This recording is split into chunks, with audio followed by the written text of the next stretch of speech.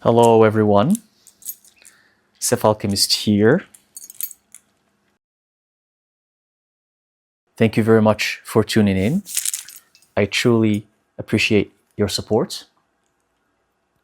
Today, I'm gonna address a subject that scares a lot of people.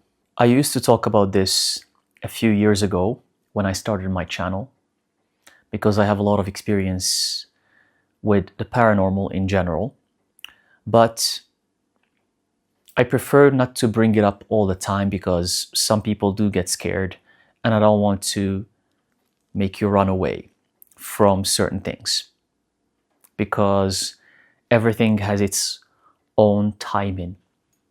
You will learn certain things at the right time when you're ready for them. But I was called to do this video now, and maybe you could learn something from it. I'm going to talk about the paranormal, spirits, hauntings, and what do they really mean? Why do they occur? Why some people have them and others don't? And also the connection to guardian spirits, guardian demons, which is a term that freak out a lot of people. When we talk about guardian demons or the word demon, and I said this many years ago on this channel, and I see that right now more people are becoming accustomed to this word, because before, about 4 or 5 years ago, when I used to say guardian demons, myself or Inawich, everyone used to freak out. It was a big surprise, and a lot of people didn't like it, and a lot of people were calling us out. But this stems from dogmatic religious programming, especially from Christianity. Abrahamic religions have associated the word demon with something negative. But we were just stating the truth. A guardian demon is a guardian spirit. A demon, the word demon in etymology comes from the Greek word daimon, which means spirit. And in fact, many ancient Greek philosophers and the people who were very high status in the Greek society used to associate with guardian daimons. They had their own spirits, their own daimons, their own demons. It simply means a spirit, a divine entity that acts as an inspiration or as a muse or as a guide for what you're going through on your path. Hence, a guardian spirit. Hence, the term in New Age spirituality that evolved into spirit guide. A lot of New Age people say spirit guide. What they're talking about is a guardian demon.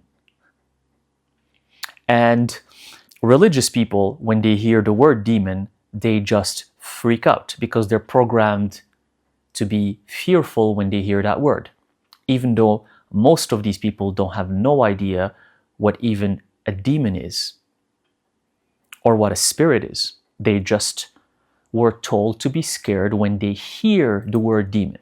But these are all just labels. You can call them demons, you can call them daimons, as how the Greeks used to call them, or you can call them spirits. It's up to you. A guardian spirit, a guardian demon.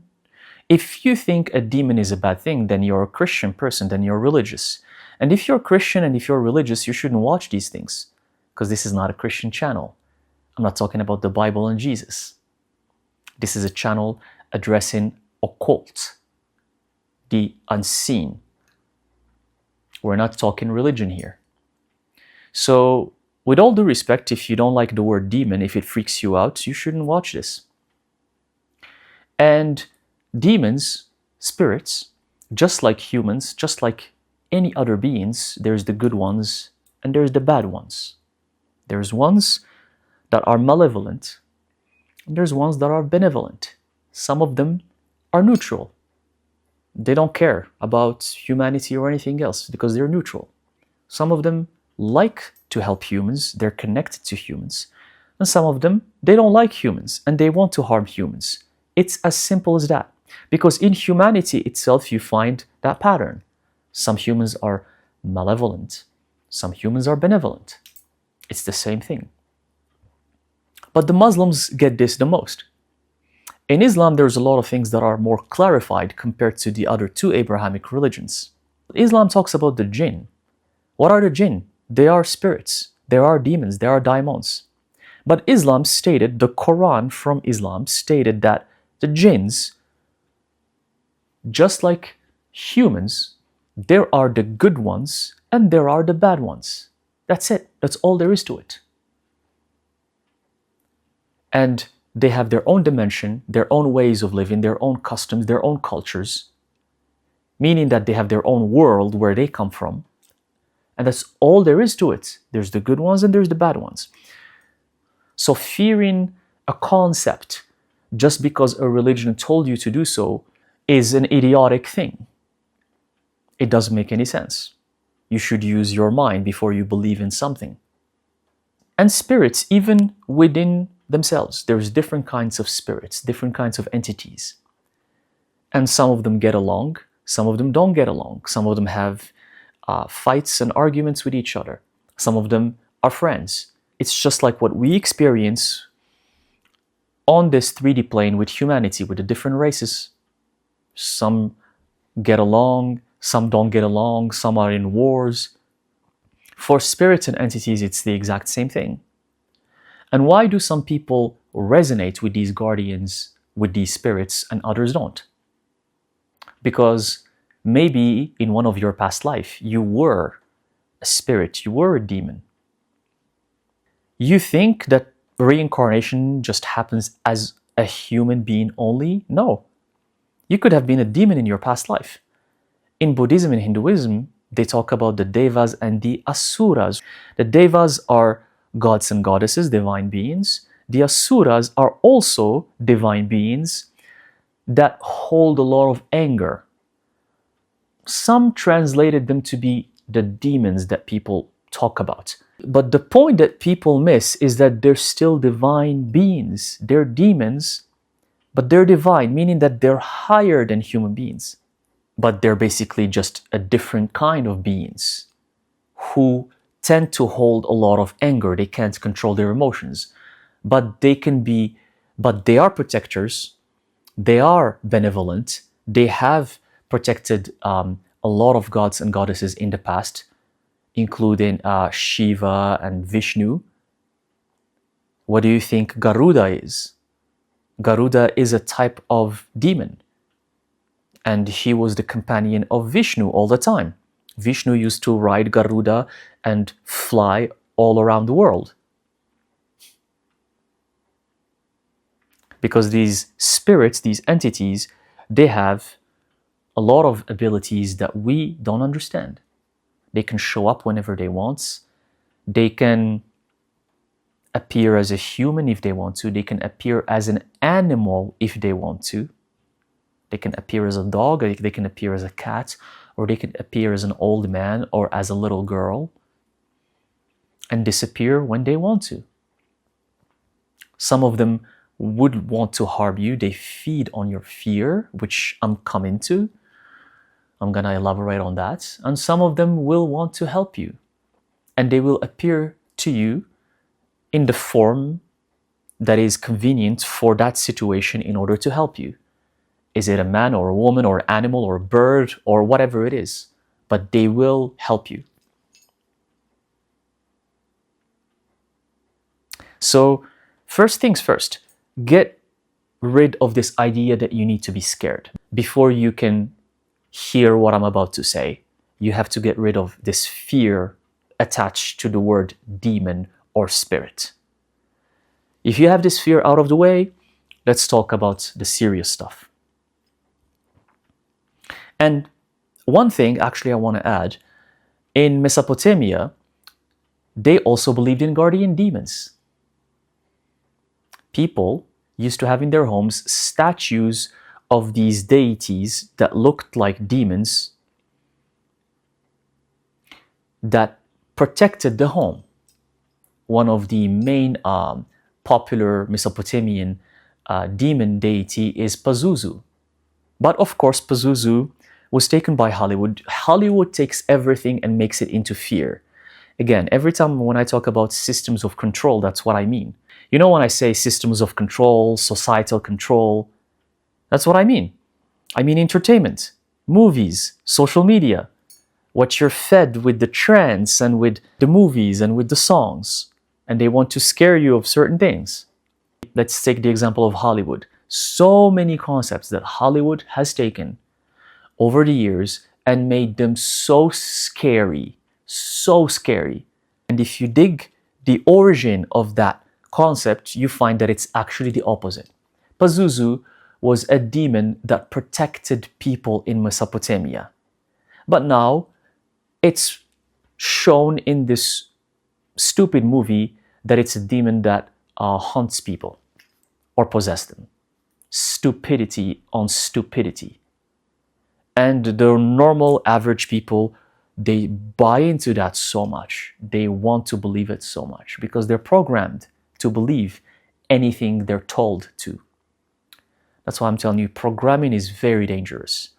The more you can remove programming from your mind, the better it is for your spiritual growth. And Pazuzu was a demon that was summoned to protect from other demons. That means that the word demon itself is just spirit. But in the West, the word demon was attached to negativity, negative connotation, bad things, scary things. So now that we have this out of the way, what about the paranormal experiences that certain people go through and poltergeists and hauntings and stuff like that? I myself had a lot of experiences with spirits and the scary ones too. And that's why I feel very comfortable talking about this. It's not because I heard a friend telling me that or I heard it from another person or no. This stuff happened to me. And they still happen to me from time to time because my energy is quite intense and I do attract certain spirits that are very scary. And that's why I don't like to talk about this stuff like casually. I choose the right moments when I'm guided to. And I just want to give you little bits here and there. These spirits, they will make you shake if you get to see them. I'm not joking. This is serious. Just like if you go to a very dangerous neighborhood and you're going to meet scary people there. They might want to rob you or kidnap you or kill you. This stuff exists even within humans. As above, so below. So it does exist in the spirit realm. And if you're not equipped properly to protect yourself in the spirit realm, well, you have to be ready. And that's why this occult world or spiritual progress, I'm not even talking about the New Age stuff, because New Age stuff is just meditation and yoga. The stuff, that fluff, is just, it's okay. Anyone can do that. Even the regular people, they do that all the time. I'm talking about if you're a practitioner and if you're approaching yourself in this path, the stronger you are, the more your gifts are going to be activated, the more spirits you're going to attract. I've talked about my encounters with sleep paralysis in my youth when I was young and how often I had it. You can find it in some previous videos. You have to dig in. Maybe I'll leave it in the link here on the screen, my experience with sleep paralysis. But just as a little reminder, before I even embarked on this path, before I awakened when I was just a normal person, and it coincided with me living in Japan when I was young, I used to have these episodes of sleep paralysis, and it was very frequent. I've had it at least once a month, to the point where I became used to sleep paralysis. Sleep paralysis was just part of my life. And I've had some super scary experiences where I saw entities and they were frightening. And in every time the sleep paralysis happened, it's the same story. I can't move my body. I open my eyes so I can see what's going on, but I can't move my body. And it's always spooky stuff happening and some entities that want to cause you harm. And that happened to me for years and years. And it became part of my life. It became something normal. Sleep paralysis is a method that malicious entities use to feed off your fear, to feed off your energy. And in occult practices in the past, in medieval Europe and in ancient Greece, they talk about the succubus, the incubus. Those are a type of spirits that feed of your energy when you're sleeping, and they come to you and they paralyze you. Sleep paralysis have been recorded to have happened thousands of years ago. It's something ancient. It has been happening. Modern day science and medicine say, oh, it's because of stress, it's because of whatever mental stress you might be having, and because you lack sleep or you don't sleep enough. And sleep paralysis always comes with scary spirits. Always. You never see a beautiful spirit in a sleep paralysis. That doesn't happen. So it's a low frequency thing. And it used to happen to me a lot because my energy was just out there. It was not protected. And the spirits were attracted to my energy until I learned to protect myself. And I learned how to break free from the sleep paralysis. Every time it happens to me, I know how to get out of it. And I haven't had it in years.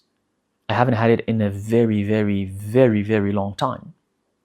And even the last time I had it, and I don't remember when it was, but I knew how to break free of it because I'm at a point right now where these scary entities, they don't frighten me anymore. They don't scare me. And I know how to protect myself from them. Do they still come to me? Oh, they do. Do they try to give me nightmares? Yes, they do. But in the nightmare, this is the beauty of becoming aware as a practitioner. In the nightmare, I realize it's a nightmare that is given to me by a spirit. So I break out of the nightmare. I know how to, if there's a nightmare happening, I know how to come out of it. And I see face to face the spirit that's giving me the nightmare. And usually, those spirits who give you very scary nightmares, their true form is terrifying. It's terrifying. Even the Hollywood movies, I don't think they succeeded in portraying that stuff. It's not like the kind of stuff you see in these horror movies, like or a person painted in white and have fangs and they're like, no. It's something else. Because in the nightmare, in the attack, let's call it a malicious attack through a nightmare or through a sleep paralysis, usually these entities, they don't show their real face. That's the other thing I want to talk about. They disguise themselves. You're having a nightmare and you're with someone, it could be a man or a woman that you've never seen before, and then weird things started happening. That man or that woman or that thing that's there, it's them camouflaging themselves as a regular person. It's the scary spirit. The scary spirit will never show itself in the nightmare, but it's usually gradual. It starts as a normal thing. They show themselves as a normal person you can be comfortable with. You're talking to them. And then slowly the nightmare turns into a real nightmare. When it becomes very scary, then they start showing themselves. They start showing their real face. They start showing how they actually look like. And that's why the dream becomes a nightmare. Because usually you see these figures that are frightening.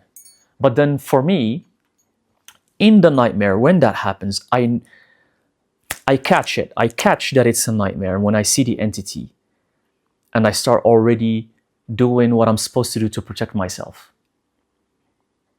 Because first of all, I don't have the fear. Because these spirits, they think they can make me fearful, but I'm not. And I can either banish them or just ask them to piss off without trembling. And what gets even scarier, when I get out of the nightmare and my eyes are still closed, because my third eye is still open, but I know I'm awake. I'm not in the nightmare anymore. When my eyes closed, my third eye is open, that's when I see their true form, right there in front of me. And they're terrifying.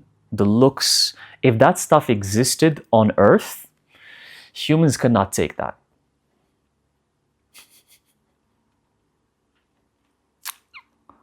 And that's why I don't want to talk about this a lot, because I don't want to scare people. That's why I told you at first, you need to get rid of the fear before you can hear this stuff. Why do these spirits come to certain people, or come to me, for example? Because of my energy, because I'm a practitioner. I'm always opening portals to the spirit realm. Of course, there's going to be consequences. You think I'm not aware of that? You want to dabble with magic, you have to be ready for the consequences. You think it's going to be new age stuff that you're always, oh, I see the light, I see the light, I'm always seeing the light. What light are you talking about? What is light? Is light the thing that reflects to your eyes and appears at light? Is that the light you're talking about? You have to be ready for the consequences. And the real magicians, the real practitioners, they know what I'm talking about. Everyone loves to go to ayahuasca nowadays, right? Or whatever drug it's trendy right now. Who do you think gives you those drugs? It's shamans. Well, guess what? Shamans, who are actually real magicians, they know what I'm talking about. Shamans know the scary stuff, and they know that those scary stuff, if you dabble with magic and you don't know what you're doing, they're going to come to you. Because yes, there is a scary side to this. I'm going to be honest with you. It's an amazing path. I wouldn't change it for the world, but it has a scary side, which you can overcome. That's the part that no one mentions. It has a scary side that you can overcome. And if you overcome it, then you're good. Even when that thing shows up to you, you know how to handle it. You're not scared of it. But it takes a lot of practice. It takes a lot of years of experience to get there. It's not going to happen right away. At first, you're going to be frightened, like what used to happen to me with the sleep paralysis. And I know that the universe gave me those years of sleep paralysis experiences as a warm-up, because this was meant to be my path. So I was getting prepared for this. And I saw so many scary entities before I was even awakened, when I was a normal person. And I was even scared to tell that to my friends, because these sleep paralysis or night terrors were crazy. They were so scary. So the universe was preparing me. It was allowing those things to happen so I can learn how to handle them. The more they happen, the more you learn how to handle them. And other spirits are labeled as poltergeists, which are the spirits that can control the physical reality. And they do exist, and I experienced them too. And I also mentioned them in my previous videos. You know, when you see the light flickering when there is a spirit, that's a poltergeist, because the spirit is controlling the light. You know, when electronics like your cell phones start flickering, that's them controlling your cell phone. And these cases have happened to me personally, with the light countless times. So many times with the light. When the light flickers and it's not the light bulb. Oh no, it's not the bulb. It's just the light flickering because the spirit is there. Or when you hear knocks everywhere. And sometimes these knocks are loud. You're like, I'm pretty sure I heard someone did this. Like, you hear like it's the knock is a real knock. It's not like the impression, oh, maybe I heard something like a knock. No, you know it's someone knocked on the wall. And of course, the people who don't believe in this stuff, they're going to give you all sorts of explanations. And I'm aware of these people as well. They're usually either scientists or just people who don't believe in this stuff, and it's okay. That doesn't bother me if people don't believe in this stuff. It doesn't bother me if you don't believe in this stuff, even you, the watcher. It's okay. It's your life. Your life is your life. I'm sharing with you what I believe. If you think this stuff is nonsense, then by all means, it's nonsense. If anything, the people who don't believe in this stuff, they never experience this stuff. Because for me, prior to the experiences I've had, I was neutral. I never was like, no, I disbelieve in this stuff. It's completely nonsense. No. And I wasn't like, oh, I believe in this 100%. I was neutral. I'm like, yeah, maybe ghosts, spirits, maybe they're real, maybe they're not. That's how I used to think about this field in general when I was a normal person. But the people who actually don't believe in the paranormal and they think it's nonsense, they're the ones who will never experience stuff like this. Their third eye is completely closed. And they stuff themselves with meat and burgers and processed foods and unhealthy stuff all the time. So their third eye, it's not even open. It doesn't exist. They don't have a third eye. It doesn't even exist. Their pineal gland is probably not, they don't even dream. These are the people who probably never seen a dream in their life. So, of course, they don't believe in this because to them, it doesn't exist. They've never seen it and they will never see it. But for the few of you who know what I'm talking about, the gifted people, the seers, the ones who have their third eye open, then you know what I'm talking about and you know that it's real.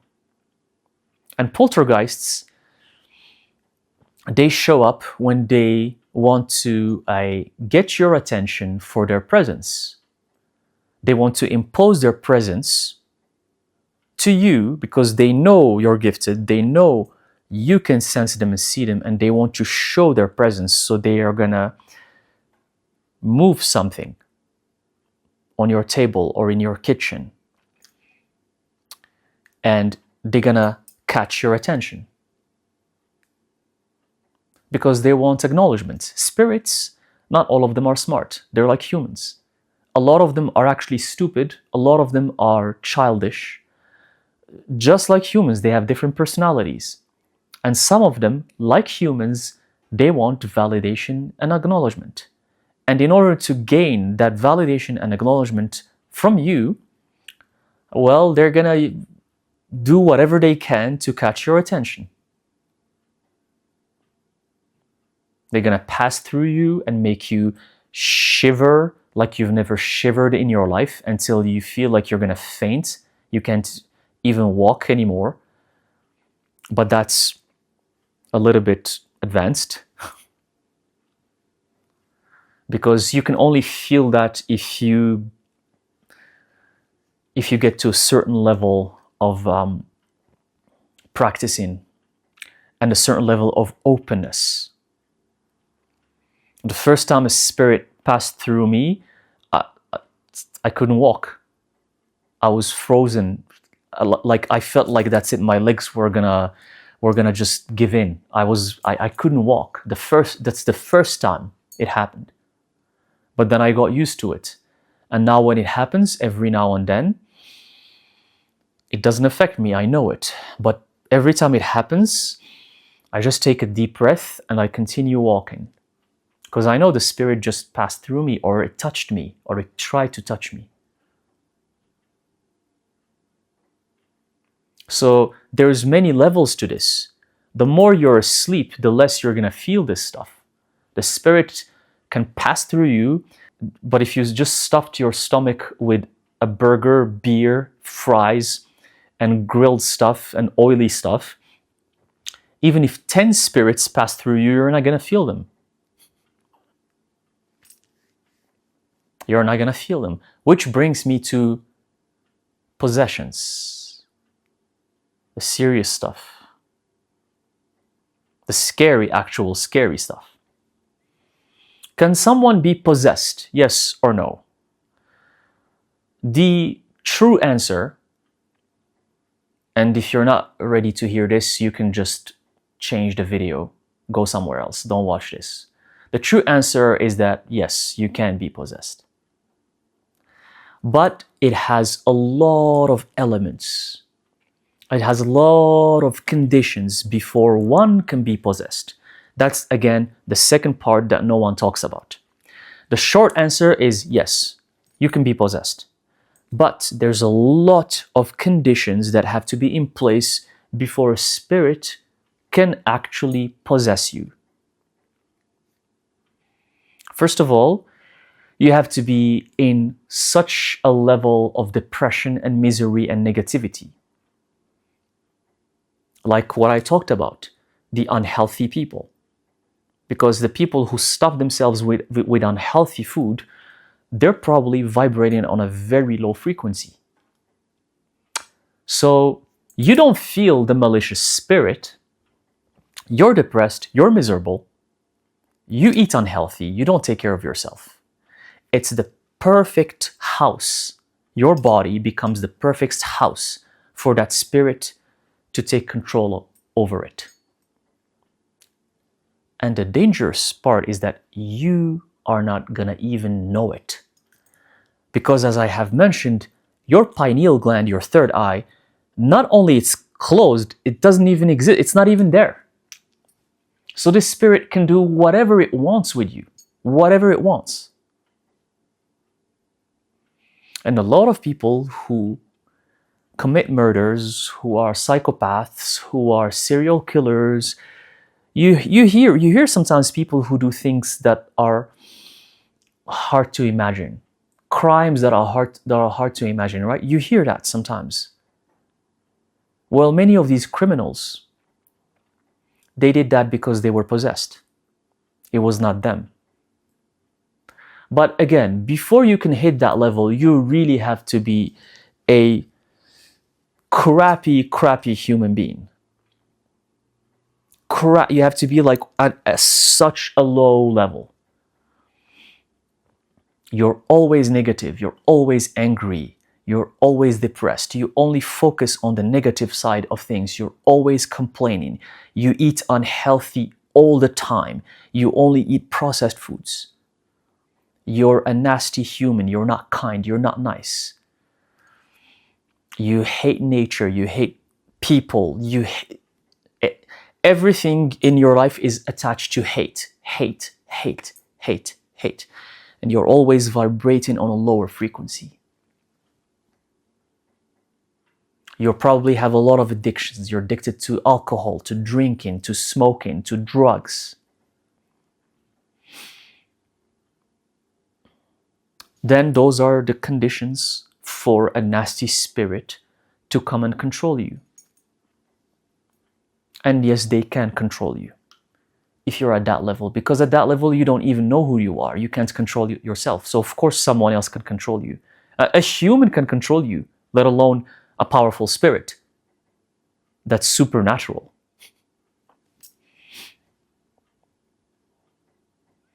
So yes, the possessions are real. They are there. But if you're on your path to become a beautiful human, a master, if you have a beautiful energy, a loving energy, you're helping people, you're kind, you focus always on the positive side of things, you connect to nature, you love nature, you're always grateful for what you have, you're helpful, you help humans, animals, you love earth, you try to be a good person, you don't have hate in your heart, you're not jealous. When someone is doing good, you're happy for them. You always want the best for everyone. When you vibrate at that level, then these nasty spirits, they can't attain you. And even if they try to, they won't succeed.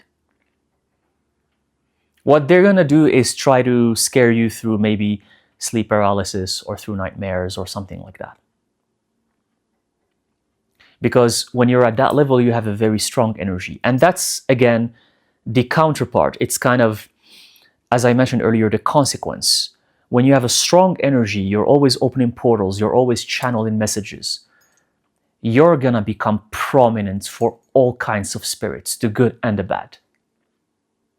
And that's why I explained earlier, sometimes some spirits try to come and attack me.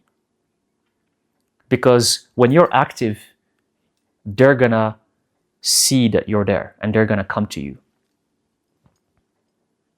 And spirits are usually attracted to people who have that kind of prominent energy.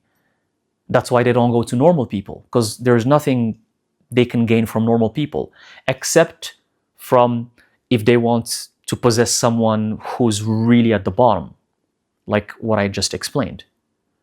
But if you're just a regular person and you don't believe in this stuff, a spirit, they can't even get attention from you. Even if they want you to acknowledge them, maybe they're gonna trigger a poltergeist through the light flickering or something, but you're gonna say, oh, it's just the bulb, I'm gonna change it. So the spirits can't gain anything from normal people. That's why they go to the practitioners. They go to the people who have their third eye open, the people who can see things, the people who can sense things. Because these people in the spirit realm, they appear differently. They appear with more energy, with more light, or aura, if you will. They show up clearly in the spirit realm. If you're a gifted person, if you're a practitioner, in the spirit realm, you show up clearly to the spirits compared to normal people. So you're easier to find as well. And that's why when you're on this path, you have to learn how to protect yourself. There's a lot of tools you can use to protect yourself. Rituals of protections, spells of protections, sigils of protection. You can use different elements like, yes, smoke, but it's not only sage. There's many other types of smoke you can use, not only sage. You can use frankincense, you can use myrrh, you can use cinnamon, which is one of my favorites. You can burn bay leaves and other types of leaves. That smoke from the burning, you can use it as well. It's not only sage, it is a shaman practice, but it's so popular in the US, in North America, because it's from shamanism. But around the world, there's many other practices for protection. Especially if you go to the Mediterranean area, there's so many other protection practices. Like for the cinnamon, burning the cinnamon. I learned that from Mediterranean lands. Because in the West and North America, people didn't know that. Now people learn that because myself and Inawich were burning cinnamon in our videos 5-6 years ago, and people were seeing that, and people started doing the same.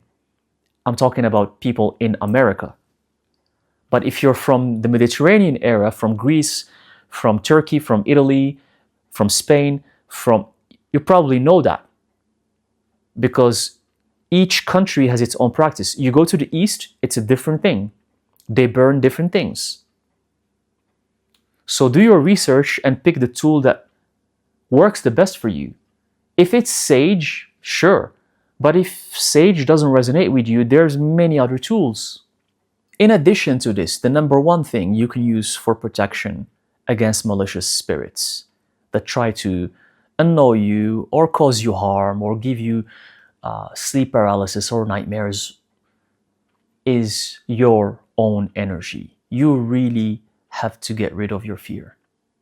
Because when you get rid of your fear, these spirits sense it. Even if they try, they don't succeed. They see that they can't do anything with you because you don't fear them.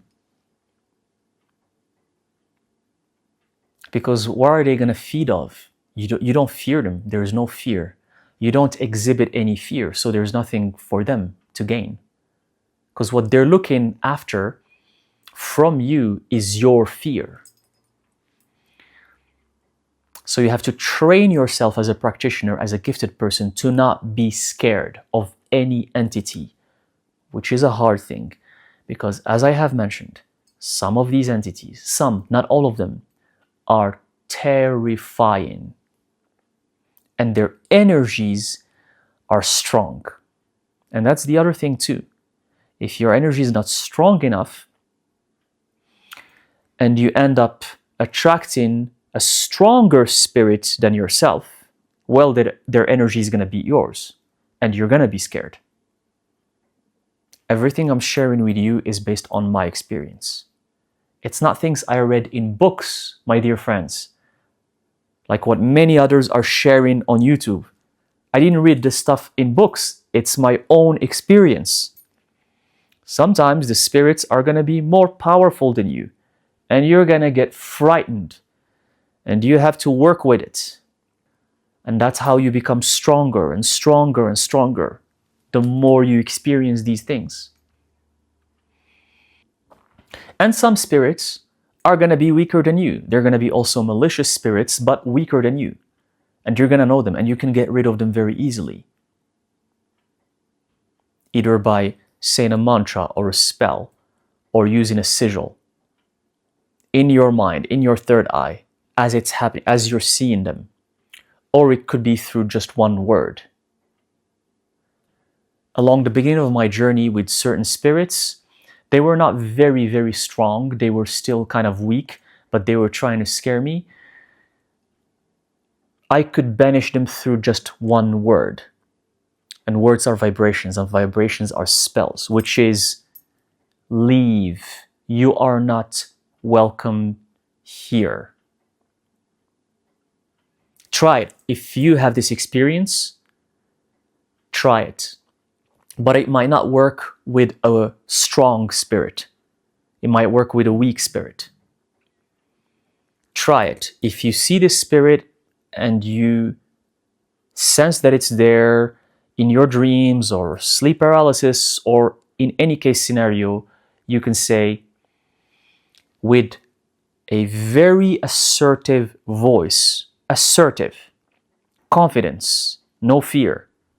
You can say the following: leave. You are not welcome here. You are not welcome in my space. Leave. Or else. Because I always say or else. Or else it means that if you don't, I'm going to use other measures. And those measures are going to be harmful for the spirit. Because at first, I also don't want to harm the spirit. The spirit has its own journey. It's like when you're in a fight with someone. Imagine someone provokes you. You try to avoid them. You try to not engage in the fight. But if they keep provoking you, you're going to talk to them. You're going to tell them, please leave me alone. I don't want to do this. And you try to avoid the fight. But then if they don't listen, if they come attacking you, then you're going to have to use other measures. And you're probably going to engage in a fight with them.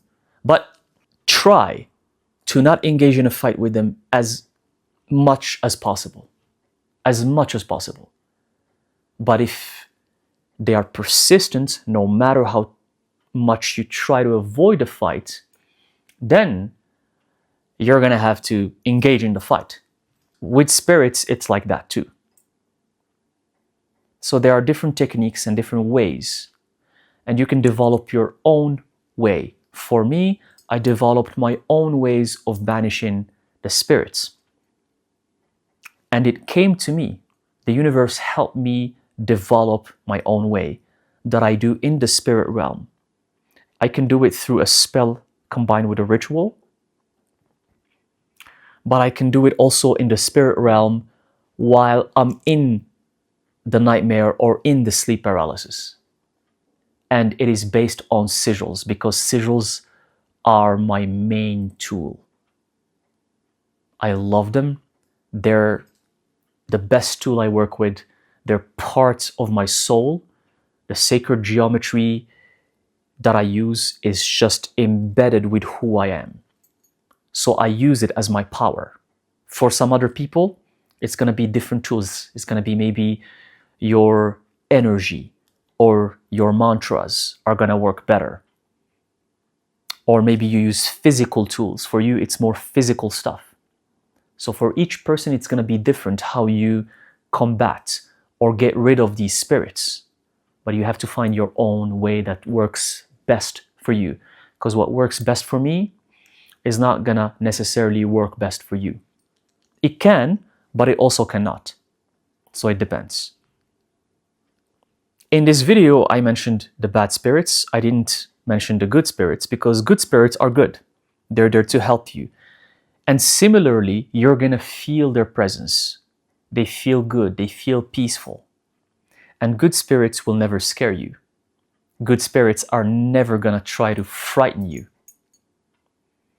Especially when they're divine. They're going to come to you and it's going to feel comfortable.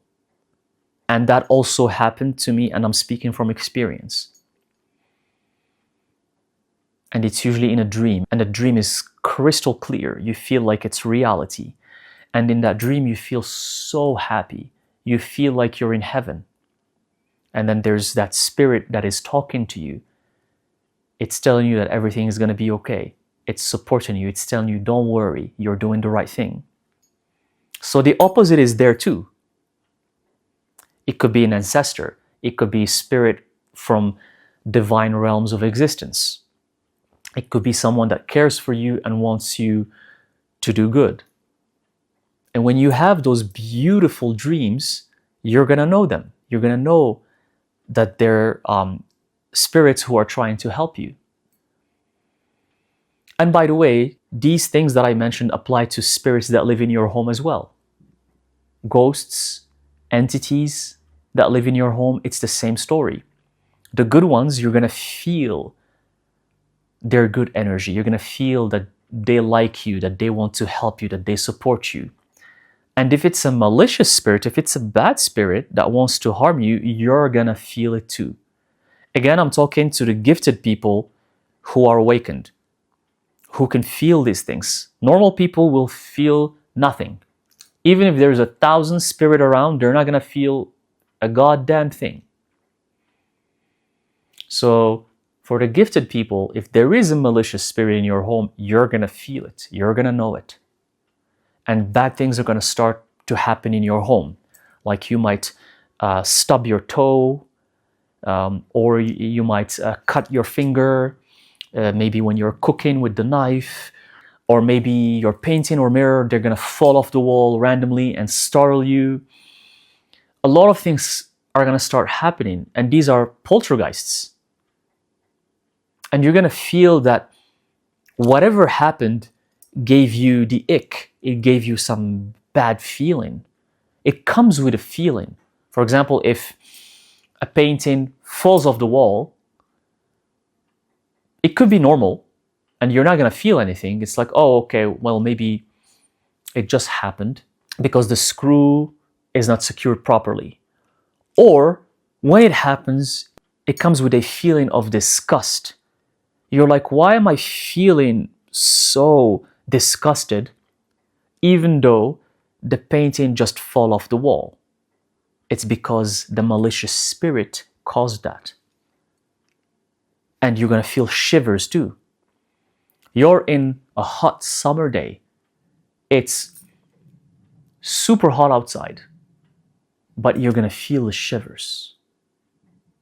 You're going to feel those shivers because the spirit caused that. So you will know if it's a good spirit, and you will know if it's a bad spirit. So you have to take your measures. Learn how to protect yourself. This path is beautiful, but it has consequences. You're going to attract a lot of spirits to your life, the good ones and the bad ones. The good ones are amazing, but if the bad ones come, what are you going to do with them? That's what you need to learn. How are you going to get rid of them? Because you don't want them to be around you all the time. So raise your frequency, be positive, connect to nature, take care of yourself. Don't eat unhealthy stuff. Clean up your space, make it squeaky clean. because nasty spirits, they like clutters, they like dark rooms, they like places that have a lot of stuff and boxes. And if you're hoarding a lot of things, they love to live in those areas. They make them their home. So clean up your place, let some sunlight in, throw out the garbage that you don't need, throw out the clutter, don't hoard things. There's many ways to repel these spirits so they're not in your life. And even if you do that, they're still gonna come to you because, again, you're always connected to spirit. Just like you, in your daily life, you're always trying to avoid dangerous neighborhoods. You're always trying to avoid dangerous streets. It's the same thing. So expect these things to happen, but remember that you're protected, that you have the power, and that you will overcome this. Okay? So I just wanted to share this with you because I know a lot of people are scared of this, especially if you're not awakened, you're not a practitioner, you're not gifted, and you just hear things from everywhere, and that makes you even more scared. Hopefully this video will help you with that. But even for you, the practitioners, I want to hear your experience with spirits, the bad ones, the good ones, but also the bad ones. When they come to you, what do you do? Are you still scared? Are you still frightened? Or you're working on yourself to not be scared? What do you think about this in general? Let me know in the comment section. I'm curious to know. Thank you very much. And I'll see you in the next video. Thank you. And stay always protected.